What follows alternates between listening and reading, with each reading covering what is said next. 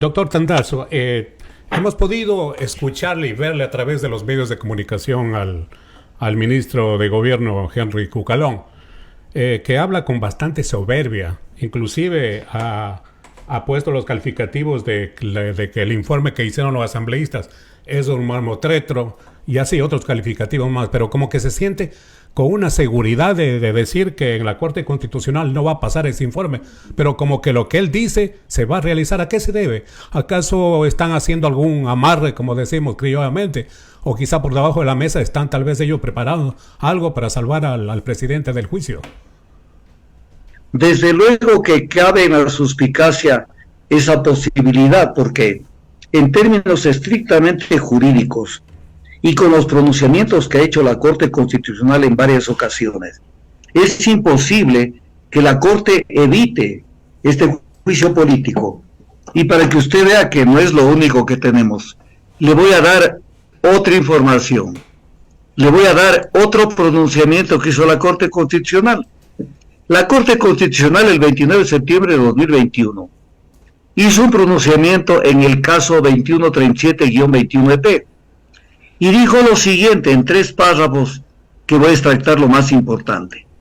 Dijo que esto es importante que lo tomen en cuenta los comunicadores sociales, porque están tratando de confundir, siendo que ellos saben perfectamente que es como yo lo voy a decir este rato, pero tratan de decir, pero es que no se ha aprobado nada. Es que el control político no es el control jurídico. Por eso dice la sentencia de la Corte Constitucional del 29 de septiembre de 2021 lo siguiente: el control político institucional es efectuado por órganos políticos en función de criterios de representación popular, mientras que el control jurídico es efectuado por jueces con conocimientos jurídicos especializados en vestidos de jurisdicción. Luego dice, el control político es esencialmente de carácter subjetivo en cuanto se fundamenta en criterios de libre apreciación, oportunidad y confianza política, mientras que el control jurídico es de carácter objetivo en cuanto el juzgador se encuentra sujeto al derecho, al ordenamiento jurídico preestablecido y a la técnica jurídica. Y finalmente, para no leer todo lo que tiene este dictamen, dice, en un proceso de control político, por la naturaleza propia del control político, propia de estos controles políticos, no se puede manejar un estándar igual ni rígido al que se maneja en un proceso jurisdiccional. ¿Por qué razón?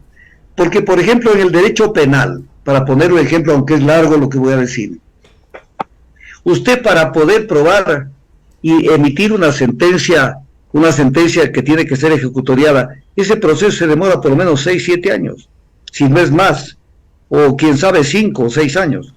Porque el proceso penal en suma, aunque me demore 1 minuto, es esto: indagación previa, que puede durar 2 años, instrucción fiscal, que dura 90 días y 30 días más por cada persona que se vincule al proceso penal. Luego, audiencia preliminar de juicio. Luego de esto, si se considera que hay responsabilidad penal, entonces se convoca audiencia de juicio penal. Si hay sentencia condenatoria contra la persona que está siendo acusada, se dicta la sentencia. Esa sentencia puede ser sujeto de un pedido de aclaración o de ampliación. Si eso se absuelve y al final los jueces vuelven a decir que sí está debidamente fundamentada la sentencia, entonces tiene derecho la persona a un recurso de apelación a otra sala de la Corte Nacional de Justicia por fuero de corte de Lazo. Y en esa sala emiten otra sentencia. Vamos a poner ejemplo que vuelven a decir que Lazo es inocente, o así no digan que Lazo es inocente, puede la otra parte pedir ampliación o aclaración y tiene que haber otra sentencia del siguiente tribunal. Y si esto pasa, puede producirse un recurso de casación ante la Corte Nacional de Justicia. Y si esto igual pasa, puede haber un recurso de revisión ante la misma Corte Nacional de Justicia y finalmente un recurso de protección ante la Corte Constitucional. Entonces, ¿qué quieren?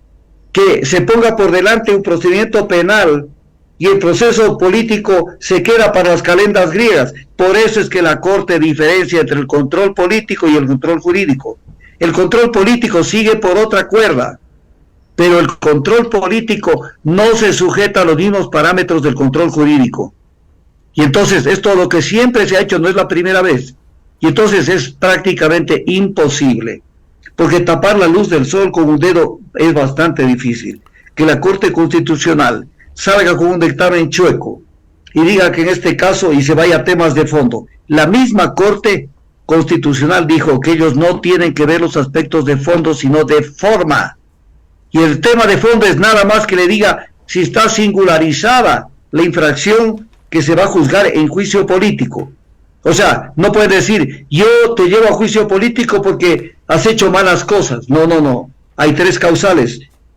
Delitos contra la seguridad del Estado, los 4 delitos contra la administración pública y los otros son genocidio, tortura y etc. cosas. Entonces, lo único que tiene que hacer la Asamblea es decir, vamos al juicio político y tienen que señalarle a la Corte por qué tipo de delitos se lo está llevando, en base a la información que tiene la Asamblea. Pero esto no es un proceso penal previo, no se requiere un proceso penal previo. Ese es un juicio político, que no es lo mismo que un juicio en jurisdicción ordinaria. Y doctor, ahora que ya se ha dado el primer paso sobre el caso del juicio de 6-1 que fue aprobado, ¿cuáles son los siguientes pasos hasta llegar a la Corte Constitucional? ¿O en qué tiempo se va a procesar todos los trámites? No, esto es rapidísimo, porque esto tiene que reunirse el sábado, ya se reúne la Asamblea, para conocer este sábado 4 de marzo, para conocer el informe de la Comisión Ocasional y para ver si se tiene 46, me parece, o 47 firmas de respaldo para el juicio político. Si hay esas firmas de respaldo, entonces pasa esto a conocimiento del CAL. Y si el CAL conoce y considera que esto tiene que darse trámite, entonces inmediatamente se pide el dictamen de admisibilidad a la Corte Constitucional. De admisibilidad que no toca temas de fondo. Es como cuando se presenta una denuncia. Usted presenta una demanda ante un juzgado de lo civil, por ejemplo. Y entonces lo primero que hace el juez es si la denuncia reúne los requisitos de admisibilidad. Ya en el proceso se analiza qué se aporta de cada lado para ver si hay causales y se cumple con los presupuestos de un juicio político.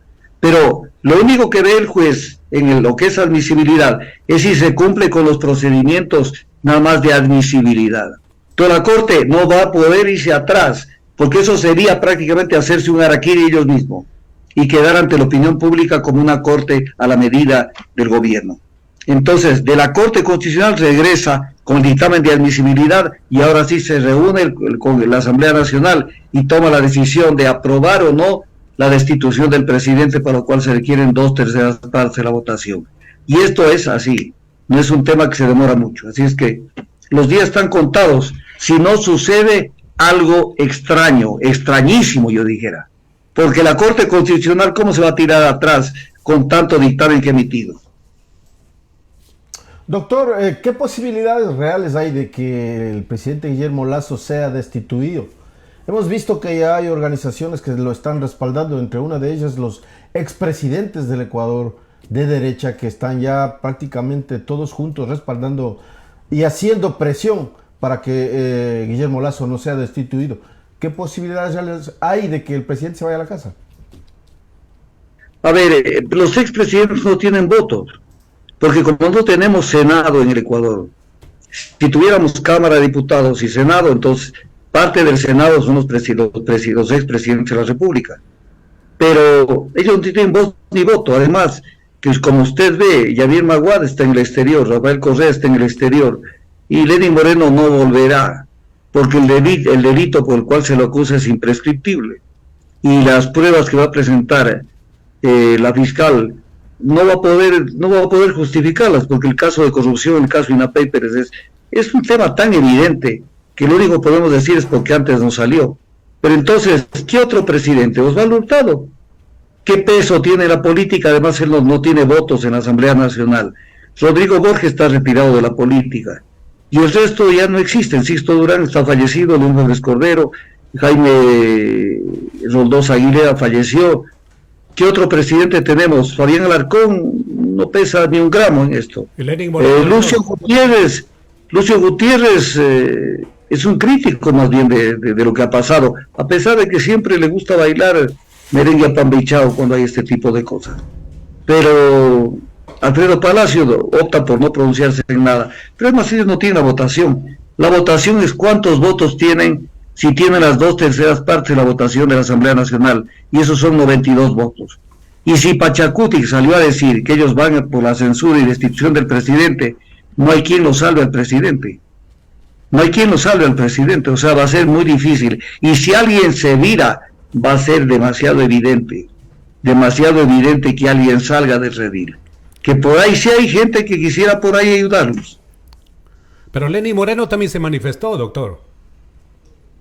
Pero Lenín Moreno no tiene voz en esta cuestión, con todo lo que él está metido en el caso INAPAPER. O sea, la plata de Sinohidro fue directamente a una empresa que constituyó Conto Patiño en Panamá, se llama Recorsa.